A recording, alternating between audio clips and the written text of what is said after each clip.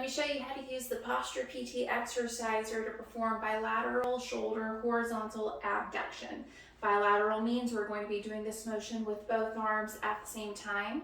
Now, before I show you how to do horizontal abduction with the resistance band, let me just show you real quick what this motion actually is without the band. So from the side, because this is usually a little easier to demonstrate, the arms are forward and then they open directly apart from each other.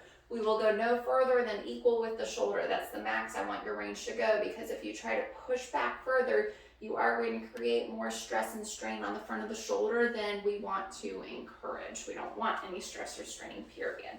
So we're doing that motion with the band here. So starting from the center of the band is folded in half. Go ahead and open the hands a little bit apart from each other so you get a moderate amount of resistance. If you want something a little heavier tension-wise, just move those hands closer together. And if you need the tension to be even lighter, move the hands further apart.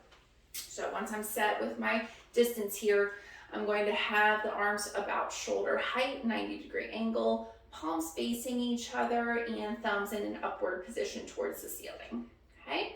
From here, I'm keeping a good upright posture. My shoulders are pulled down and back, and I'm going to squeeze my shoulder blades together as I open the arms apart.